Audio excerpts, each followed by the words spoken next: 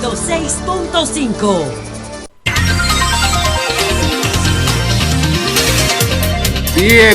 7 en punto de la mañana. Buenos días, dominicanos, dominicanas, ciudadanos, ciudadanas del mundo. Julio Martínez Pozo. Los comentarios de los temas más importantes en el programa de mayor influencia de la radio y la televisión nacionales. En este lunes, 1 de junio, año 2020. Buenos días a todo el equipo del Sol de la Mañana, la audiencia de Sol, la teleaudiencia del Telefuturo Canal 23. Buenos días a las teleaudiencias de los canales Teleuniverso, que es el canal 29, y el canal 24 también de Santo Domingo, que se incorporan a partir de las 9 de la mañana. Buenos días a todos y a todas. Entonces, señores, ya vamos a vivir un mes de junio sumamente activo.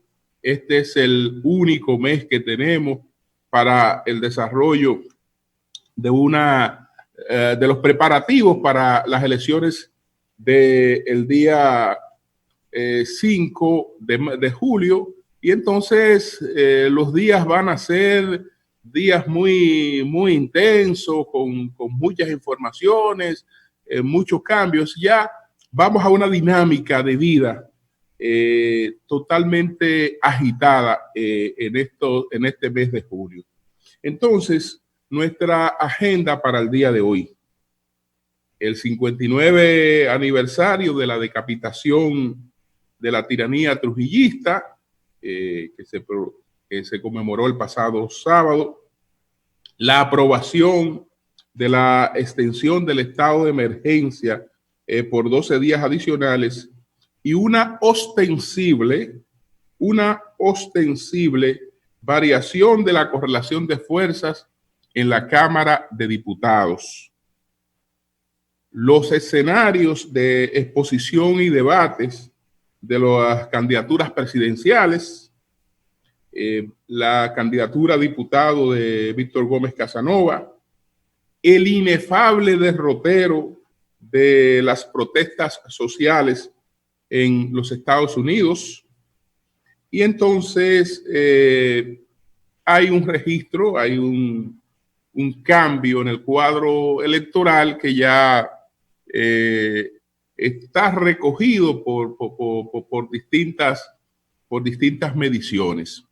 Entonces, señores, miren, quiero felicitar a todas las madres dominicanas con motivo de la celebración en el día de ayer del Día de las Madres. Nuestras felicitaciones a todas las madres dominicanas. Entonces, conmemoramos recientemente el 59 aniversario de la terminación de la tiranía trujillista por medio de un acto de ajusticiamiento, donde pues un grupo de hombres muy valientes de las propias entrañas, ¿no?, del régimen, se decidieron a ponerle fin al régimen trujillista.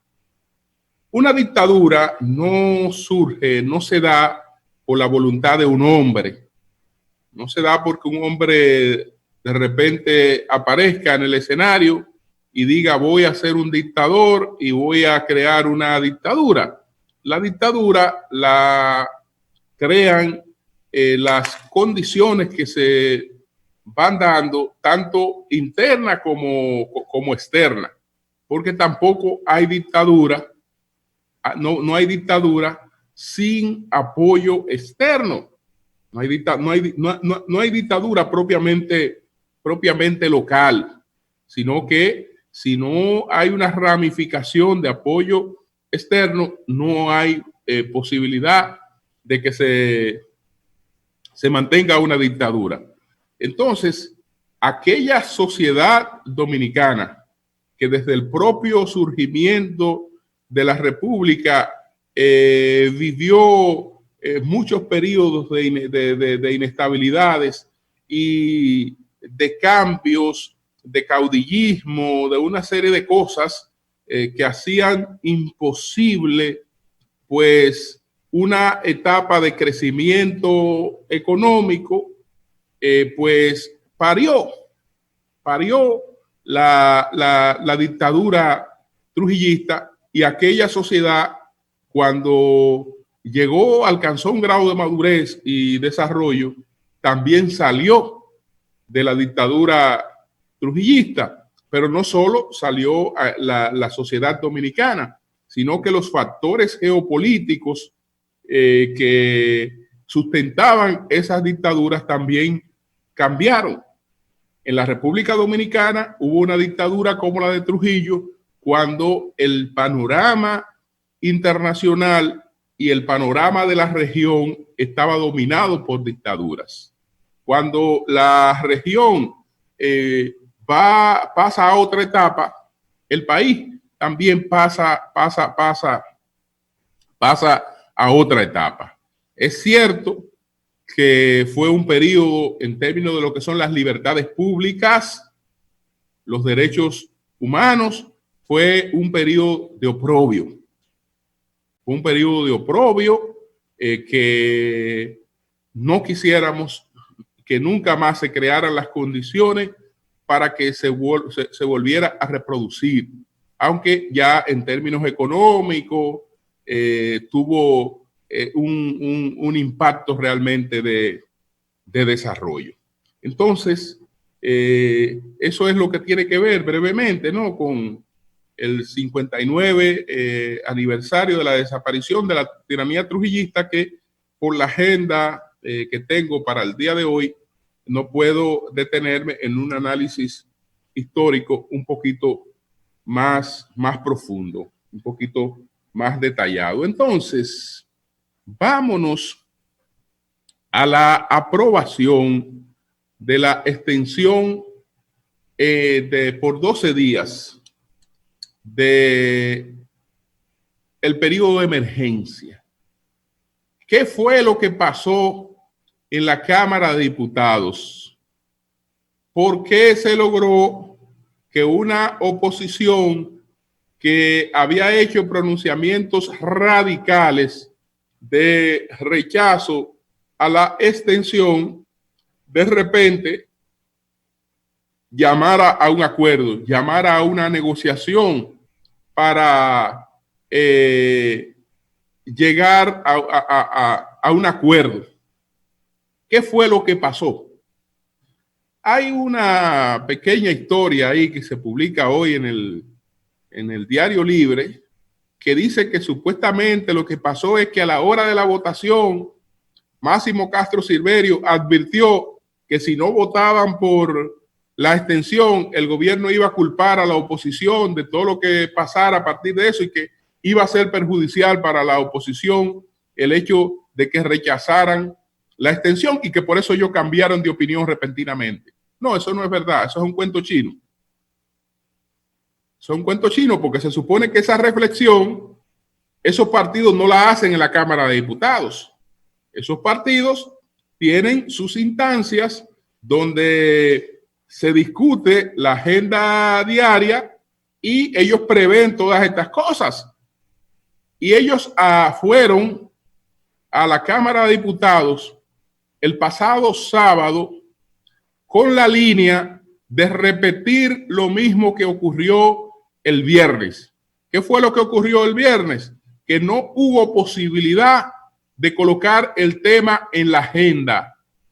¿Por qué? Porque ellos no iban a emitir un voto de rechazo, porque saben lo que implicaba el voto de rechazo, pero si lograban boicotear la agenda como lo hicieron el viernes, bueno, a nadie se le puede acusar de rechazar lo que no se ha puesto en la agenda.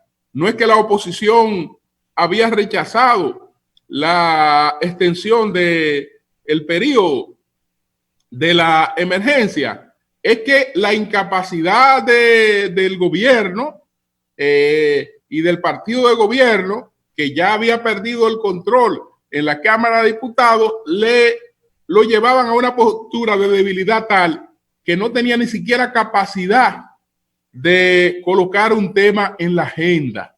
Entonces, el sábado, según esos planes, nos despedíamos con la noticia de que el tema no fue colocado en la agenda.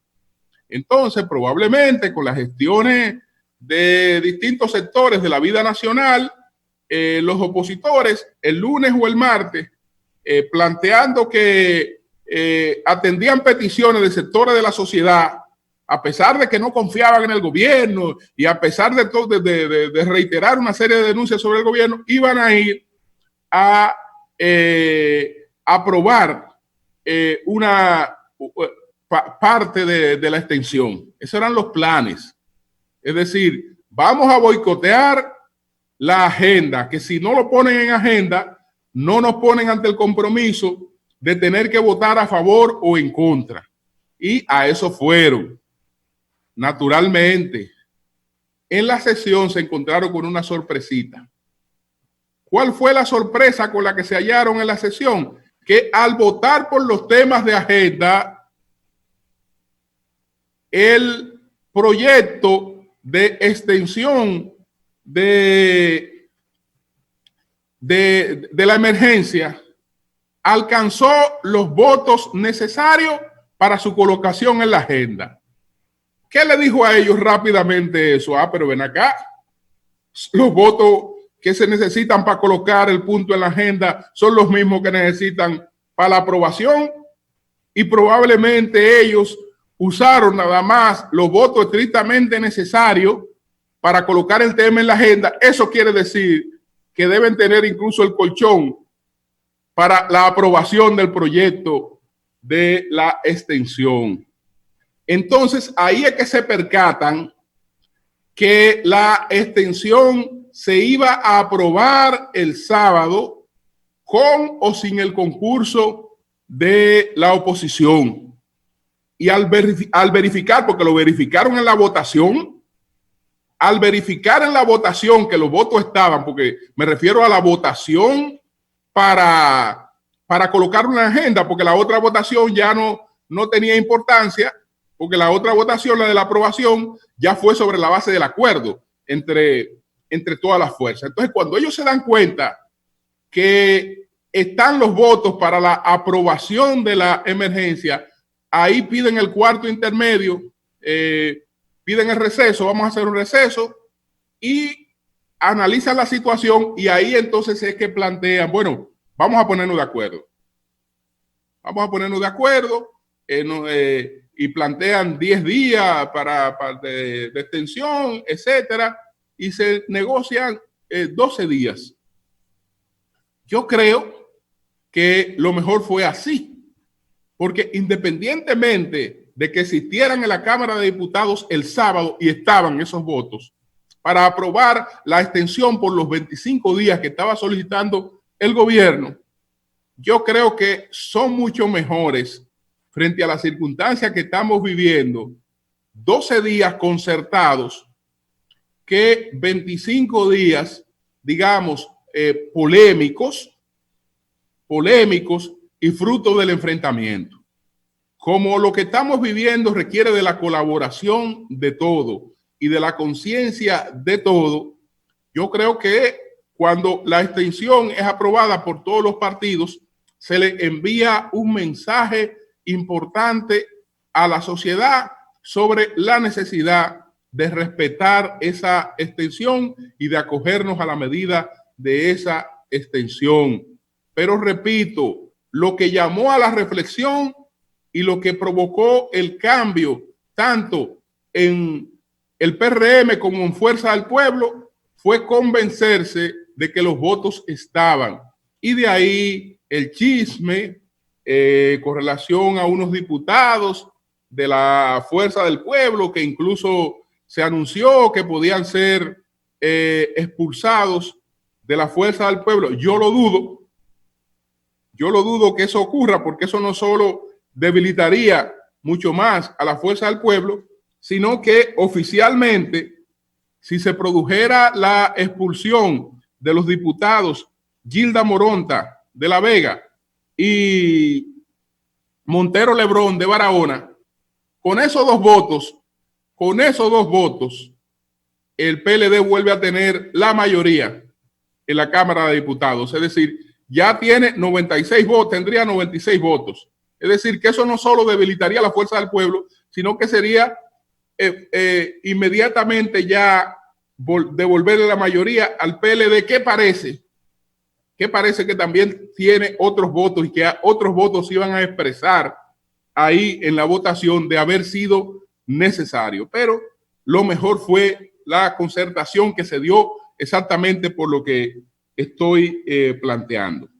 Entonces, señores, también me voy a referir al tema de los escenarios de exposición y debate de los candidatos.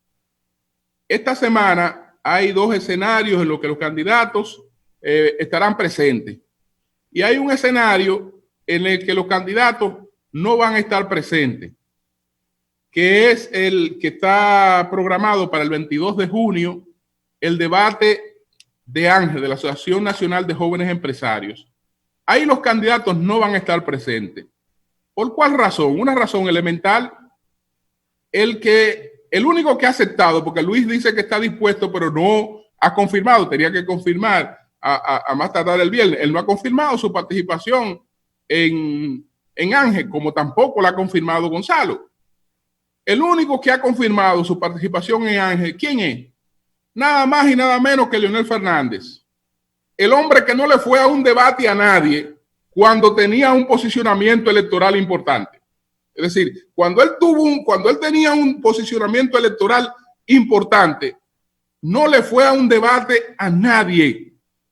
Ahora, naturalmente, ya aceptó ir al debate de ANGE porque Leonel Fernández sabe que en un debate con Luis Abinader y Gonzalo Castillo, Leonel Fernández como expositor, todo el mundo sabe que es mejor que Luis y Gonzalo juntos. Y cuidado si hay que buscar más gente para, digamos, equiparar a Leonel como expositor. Como expositor, evidentemente, que él va en ventaja, pero no solo que va en ventaja como expositor, sino que es el único que no tiene nada que perder ahí en el debate. Nada que perder.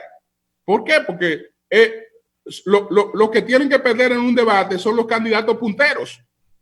Esos son los que pueden perder porcentaje o ganar porcentaje. Nunca ganan.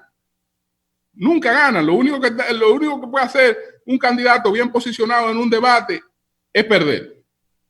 Entonces, no va ese debate.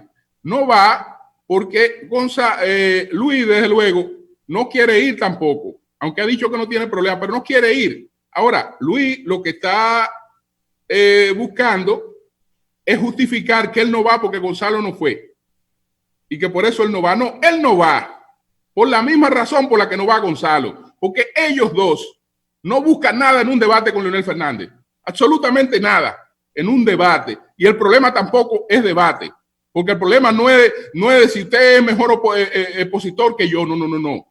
Ese no es el problema.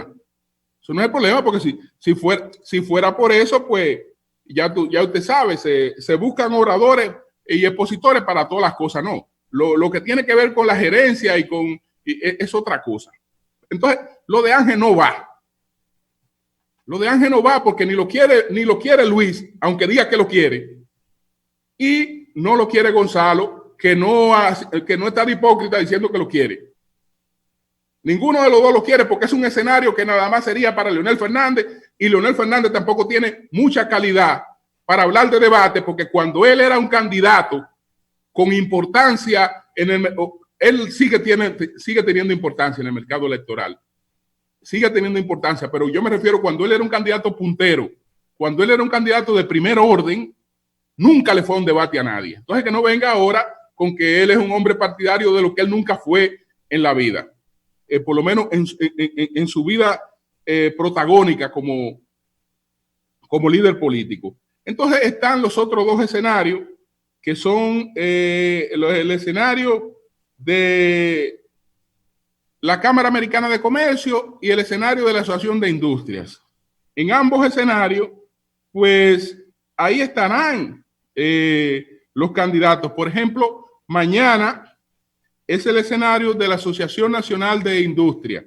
Ahí ha confirmado su participación Gonzalo Castillo, han confirmado su participación y ahí ellos van a hacer una exposición de sus programas, de sus ideas, y hay un segmento de preguntas, pero no es propiamente un escenario de debates entre los candidatos, sino un escenario de exposición, como también lo es el de la Cámara Americana. Entonces, en esos dos escenarios, el de la Cámara Americana es el día 4 de junio y el de la Asociación de Industria República Dominicana es el día 2.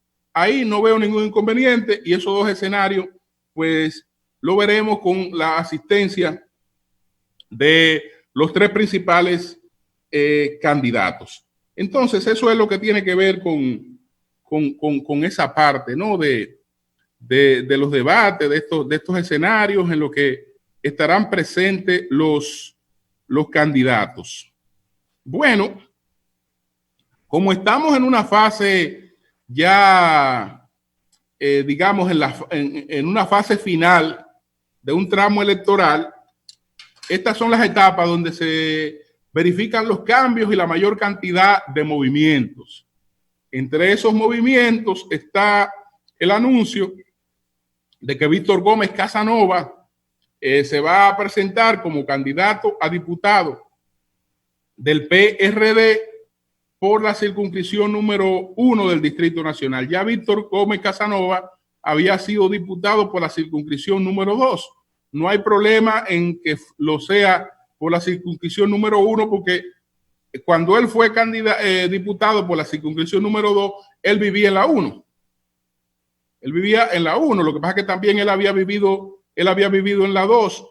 Pues él nació en Arroyo Hondo, había vivido en la 2, pero él reside en la 1 y eso no es problema. No hay ningún tipo de problema de tipo legal. Lo que evidentemente Víctor va a fortalecer la boleta del PRD.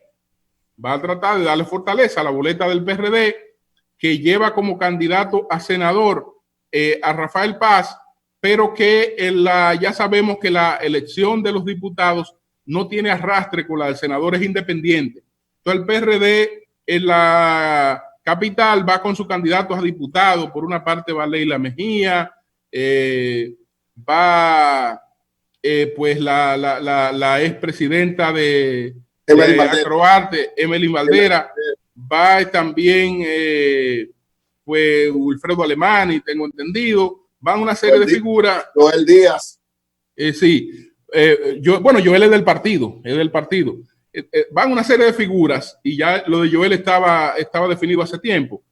Se han adicionado una serie de figuras que van a participar en estas elecciones, entre ellas Víctor Gómez Casanova, que ya solicitó una licencia para la función que tiene. Entonces, Víctor Gómez Casanova no solo refuerza al PLD en el distrito, al PRD en el Distrito Nacional, sino que también es un refuerzo para Gonzalo, porque el PRD está apoyando a Gonzalo y los candidatos activos que atraen sus propios votos son realmente aportan, ¿no?, a la candidatura central. Entonces, ese es uno de las cosas nuevas, de los cambios que que ya tenemos, pero veremos en estos días anuncios y movimientos muy importantes. Miren, señores, la situación en Estados Unidos, las protestas sociales han tomado el peor derrotero. Es decir, protestas que tienen que ver con una lucha contra la discriminación, con una lucha que pretende darle un perfil criminal, es decir, contra el prejuicio de que se le dé un perfil criminal a una persona solamente por el color de su piel o por sus orígenes. Eso realmente es una cosa totalmente inaceptable. Entonces, esta lucha que pudo haber sido una lucha por la igualdad entre los seres humanos, por el respeto a la ley, por los derechos civiles de las personas, no importa cuál sea el color de su piel, se ha transformado en actos vandálicos que lo único que hacen es empeorar la situación actual que puedan tener los afroamericanos en Estados Unidos. ¿Por qué? Porque queremos decir, nosotros no somos criminales, nosotros somos personas como usted, como todos, gente civilizada, que lo que queremos es que se nos respeten nuestros derechos, que lo que queremos es vivir en paz, que lo que queremos es tener las mismas oportunidades en la educación, que lo que queremos es tener las mismas oportunidades en ingresos, en todo lo que fuere. Una lucha como la que llevó a cabo Martin Luther King, que en ese perfil se diferenció mucho de Malcolm X.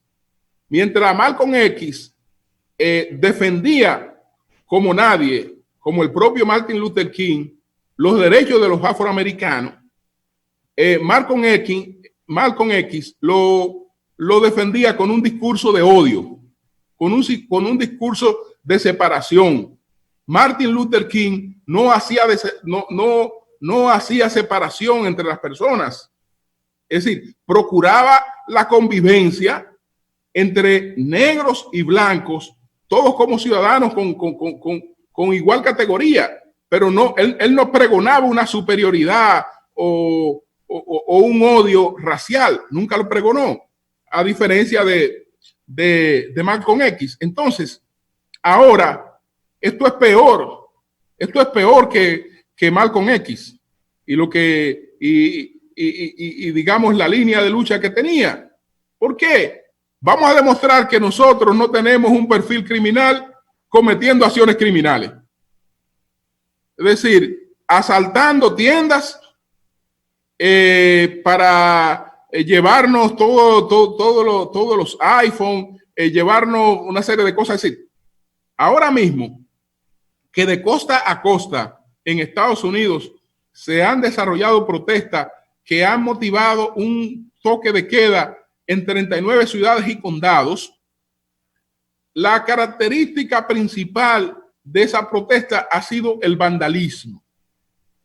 Entonces, evidentemente que eso no rinde ningún servicio que sea beneficioso para lograr que a la gente se le respete, que a la gente no se le vea con perjuicio. Desde luego, ya advertía en un primer análisis que aunque este caso de el asesinato de George Floyd es, digamos, la mecha que ha encendido todas estas protestas, las inconformidades que hay en amplios sectores de los Estados Unidos tienen que ver con el cúmulo de situaciones adversas que se vienen dando en esa población.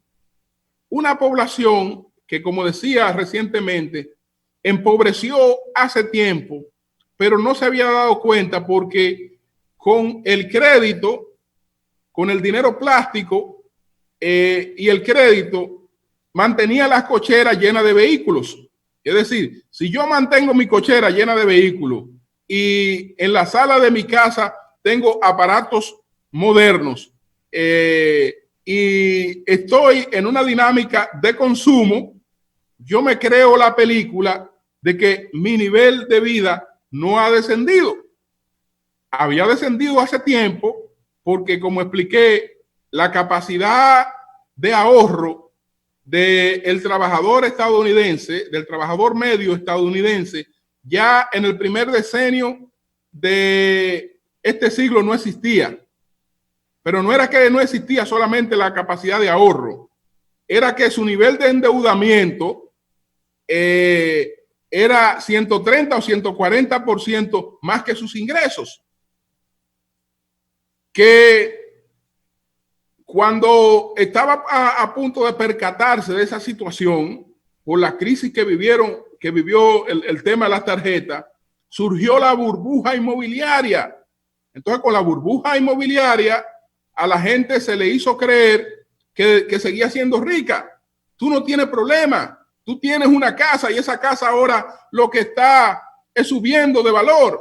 Entonces, ¿qué hacía la gente? Ah, no, pues arranco para mi banco. Mira, vamos a renegociar esto. Yo necesito un dinerito adicional. Consígueme mi dinero adicional, que esto va siguiendo de valor. Los bancos cogieron a apretarle a todo el mundo porque las casas elevaban su valor.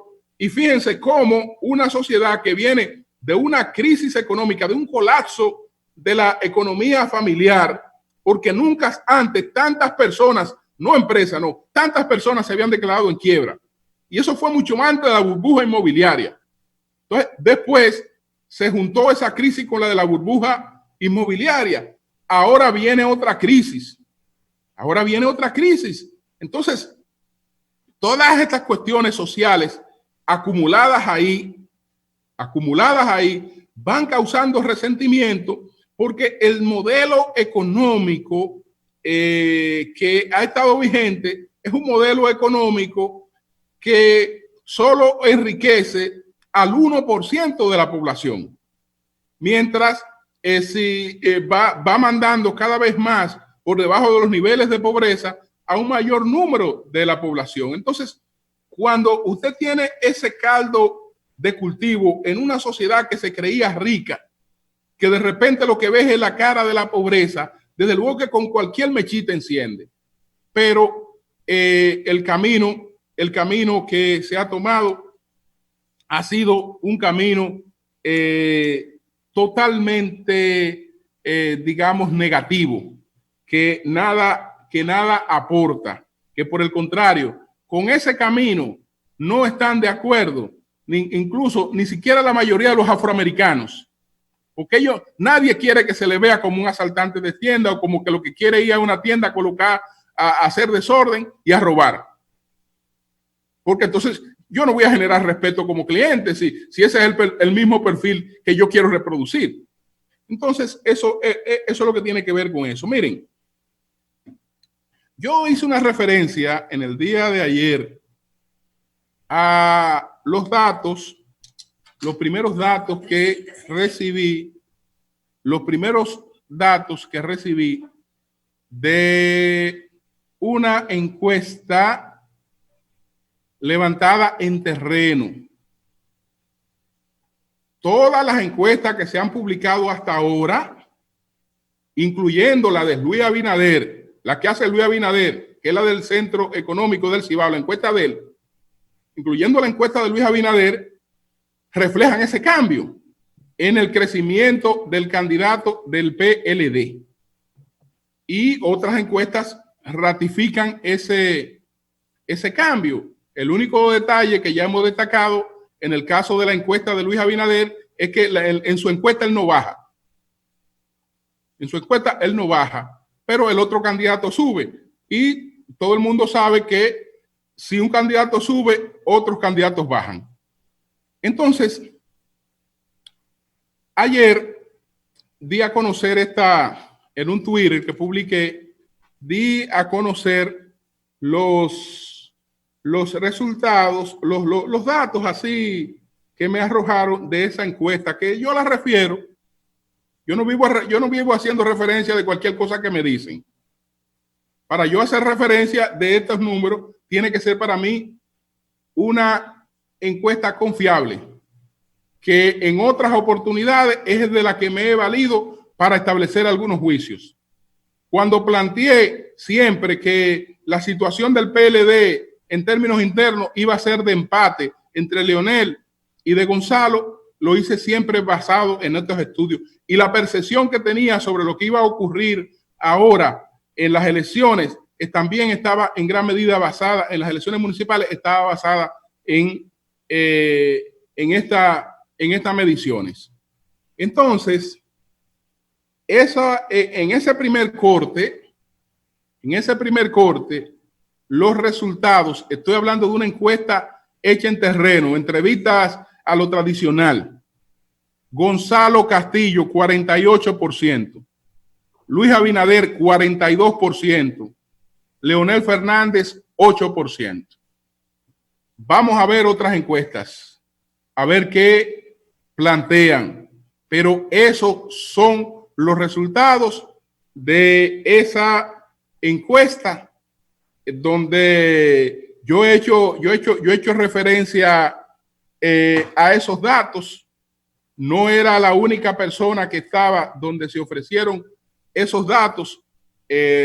Hay bastantes testigos de que no me estoy inventando y sería incapaz de eso. Esa información que es producto de un levantamiento reciente. Vamos a ver, como esta es la primera, si ahí hubo algún sesgo, si hubo alguna situación, pero ahí están esos resultados. Me hablaron de otra encuesta que tenía otros resultados, pero hay una coincidencia. Hoy, la discusión no es si Gonzalo Castillo está o no está en primer lugar. Está en primer lugar. La discusión es si hay el día 5 de julio la posibilidad de una decisión en primera vuelta. Cambio y fuera.